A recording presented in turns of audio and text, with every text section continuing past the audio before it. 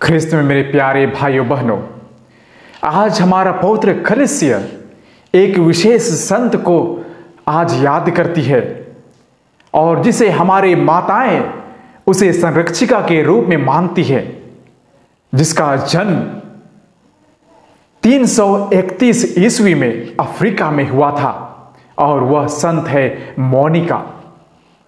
यह मोनिका अपने जीवन से हमारी माताओं को प्रभावित करती है। हमारे माताएं उसे एक संरक्षिका के रूप में, अपने आदर्श महिला, एक संरक्षक के रूप में मानती है और उसका अनुसरण करना चाहती है। हमारे समाज में, हमारे बाइबल में कई सारे ऐसी स्त्रियां हैं, ऐसी महिलाएं हैं, लेकिन फिर भी में उनको छोड़कर हमारी माताएं केवल संरक्षिका के रूप में हमारे इस संत मोनिका को मानते हैं। शायद उनके अपने बच्चे थे जो अपने जीवन से प्रभावित कर उसे बदलाव किए और उनसे बहुत सारे चीज सीखने को मिलता है। इसलिए हमें लगता है कि हमारे माताएं जरूर उसे सुनकर, उनके जीवन को जानकर अपने जीवन में भी लाना चाहती हैं और दूसरे के जीवन को भी बदलना चाहती है। इसलिए वे इस त्योहार को धूमधाम से मनाती हैं।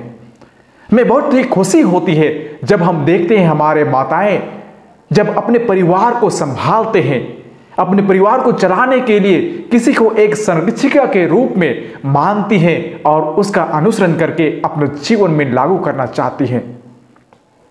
आप सभी जानते हैं, जैसे हम पढ़ते हैं यशायाह के अध्याय 49 पद संख्या 15 में, जहां पर परमेश्वर का वचन कहता है, क्या एक मां अपने दुधमुहा बच्चा को भूल सकता है? यदि वह भूल भी जाए तो परमेश्वर उसे नहीं भूलेगा। ईश्वर अपने आप को एक मां के स्वरूप तुलना करता है, क्योंकि हम जानते हैं कि मां का हृदय इतना कोमल होता है, इतना दयावान होता है, इतनी सेवा भरी हुई है कि उसके समान हमारे पिता कभी नहीं कर सकता है। हमारे जीवन में कई सारे ऐसे उदाहरण हैं जिसे हम बोलचाल की भाषा में कहते हैं कि एक मां होती है जो बच्चों का पहला शिक्षक होती है, और जो अपनी मां को शिक्षा प्राप्त होती है वह अपने बच्चों को भी देती है।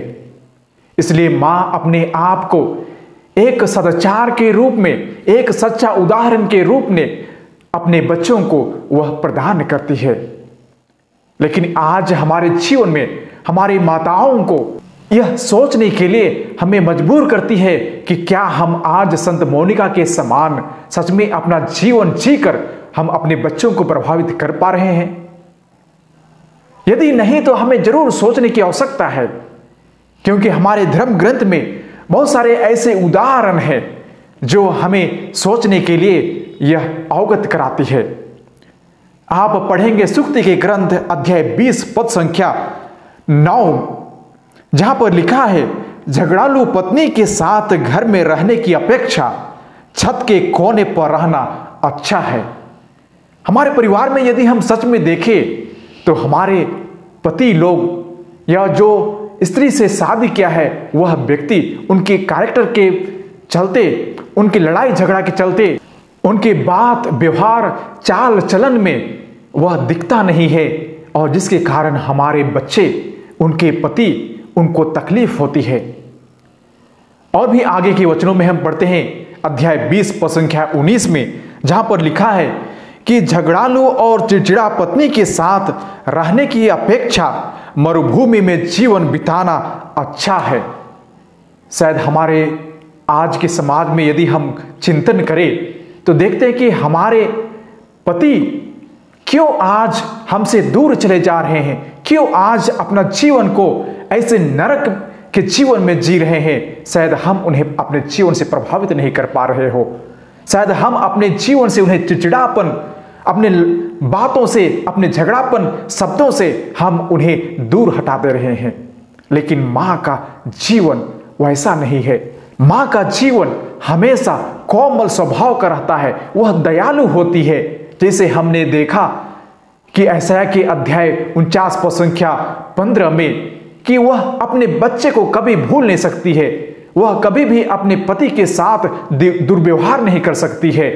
यदि हम उस प्रकार का व्यवहार करते हो तो आज हम जो संत मोनिका का त्यौहार मना रहे हैं वह हमारे लिए सुखद नहीं होगा, हमारे लिए वह बहुमूल्य की चीज नहीं रह जाएगी। आज उसी प्रकार सुसमाचार में भी हम सुनते हैं हमारे प्रभु ईसा मसीह 10 कुंवारियों को हमारे बीच में उदाहरण के रूप में लाते हैं। उन 10 कुंवारियों में से 5 कुंवारियां होती है जो नासमझ होती है और 5 कुंवारियां होती है जो समझदार होती है, जो अपने साथ अपनी आवश्यकता से ज्यादा अपनी मसाल के लिए तेल लेकर जाती है।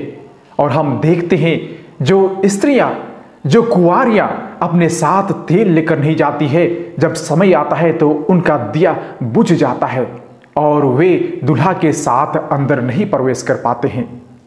शायद हमारे जीवन में भी जब आवश्यकता होती है तो हम अपने जीवन में वह प्रार्थना में जीवन, वह भक्ति भाव का जीवन, वह पवित्र आत्मा का जीवन हम जी नहीं पाते हैं। यहाँ पर तेल हमारे लिए पवित्र आत्मा का चिन्ह है, हमारे भक्ति भाव का चिन्ह है, हमारे पवित्र त्रित्व का चिन्ह है और हमारे लिए प्रार्थना में जीवन जीने का चिन्ह है, जो हमारी आज के संरक्षिका मोनिका ने अपने जीवन से यह चीज दिखाया है। जरूर आज हम यदि मोनिका को अपना संरक्षिका मानते हैं तो जरूर हमें यह पवित्र आत्मा की आवश्यकता है, हमें अपने साथ वह तेल ले जाने की आवश्यकता है जिसे हम अपने आप को हमेशा सजग रखें, अपने आप को जलते हुए दिए के समान दूसरों को प्रकाश दे सके। वही आज हमारा परमेश्वर हमें बताते हैं। हम मोनिका के समान अपने पति के लिए, अपने बच्चों के लिए एक आदर्श पूर्वक जीवन जीकर हम उन्हें राह दिखा सकते हैं, हम उन्हें आगे बढ़ा सकते हैं। जैसे मैंने कहा कि एक माँ होती है जो अपने हृदय से, अपने कोमल दिल से लोगों को सेवा देकर, अपना जीवन को त्याग कर वह नए जन्म देती है। और यदि हम उन्हें सच्चे दिल से समझ पाए हैं तो जरूर हम अपने घर परिवार को चला सकते हैं। संत मोनिका के हृदय में दयावान, सहनशीलता, धैर्य, विश्वास था, जिसके कारण वे अपने जीवन को आगे बढ़ा सके और अपने पति के लिए, अपने बच्चों के लिए वह प्रार्थना कर सके। आज हम अपने माताओं के लिए प्रार्थना करेंगे कि वे भी अपने जीवन में इस प्रकार का संत मोनिका के जीवन से प्रभावित होकर हमारे परिवार को संभाल सके, क्योंकि माता ही ऐसी होती है जो अपने परिवार को चलाने में सक्षम होती है। हम पढ़ते हैं सूक्ति के ग्रंथ अध्याय 14 पद संख्या 1 में, जहां पर लिखा है कि बुद्धिमान नारी अपने लिए घर बनाती है किंतु मूर्ख स्त्री अपने हाथों से अपना घर गिराती है। यह सच्ची बात है कि यदि एक बुद्धिमान स्त्री हमारे परिवार में होती है तो वह अपने घर को चलाती है, वह बनाती है, वह आगे ले चलती है। लेकिन वहीं यदि वह स्त्री बुद्धिमान ना हो तो अपने घर को तोड़ देती है। तो क्या हम अपने जीवन में आज तोड़ने का काम कर रहे हैं अथवा बनाने का? आज हम जरूर अपने माता पिता को याद करें, हम उनके लिए प्रार्थना करें और हमारे माताएं भी आज अपने जीवन में मनन चिंतन करें, अपने संरक्षिका को याद करें और उनसे भी मध्यस्थता प्रार्थना जरूर करें। आइए हम कुछ देर मौन रहे और हमारी माताएं अपने संरक्षिका से प्रार्थना करें और हम भी आपके लिए जरूर अपनी प्रार्थना में हम यह दुआ याचना करते हैं।